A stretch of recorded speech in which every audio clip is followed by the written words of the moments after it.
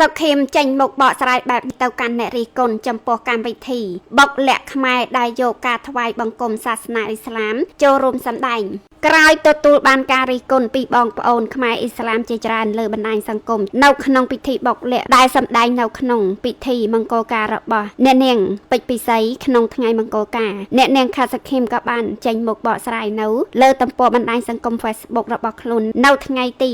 22 ខែកុម្ភៈឆ្នាំ2026នេះថាក្នុងនាមខ្ញុំជាសិល្បករនីបែបបុរាណមួយរូបសូមអធិស្ឋានដល់បងប្អូនខ្មែរចាមសាសនាអ៊ីស្លាមទាំងអស់ដែលរស់នៅក្នុងប្រទេសកម្ពុជាកំពុងមានប្រតិកម្មចំពោះកម្មវិធីទំនៀមទម្លាប់ប្រពៃណីបុកលក្ខខ្មែរសូមបងប្អូនមេត្តាបិណ្ឌធូរភាពតានតឹងបន្តិចជាទីទៅគ្រប់ក្រុមភ្លេងបុរាណប្រពៃណីខ្មែរក្នុងកម្មវិធីបុកលក្ខតែងតែមានតួអង្គជនជាតិចាមសាសនាអ៊ីស្លាមចូលរួមសម្ដែងយូរលង់ណាស់មកហើយប៉ុន្តែដោយសារសម័យកាលមុនពុំមានការផ្សព្វផ្សាយទូលំទូលាយដោយសម័យនេះជាស្ដែងយើងខ្ញុំដែលជាអ្នករក្សាទំនៀមទម្លាប់មិនហ៊ានលេងខុសពីទម្រង់ដើមនោះទេព្រោះចេះរៀនតពីគ្រូចំនួនមុនបែបណាគឺលេងតាមបែបនោះមិនមានចិត្តមាក់ងាយសាសនាឬជនជាតិណានោះទេក្នុងខណៈពេលនេះនាងខ្ញុំខាត់សុខេមសំណូមពរដល់ក្រសួងវប្បធម៌និងវិចិត្រសិល្បៈមេត្តាជួយរកដំណោះស្រាយកណ្ដាលមួយសមស្របដើម្បីកុំឲ្យបងប្អូនជនជាតិចាមសាសនាអ៊ីស្លាម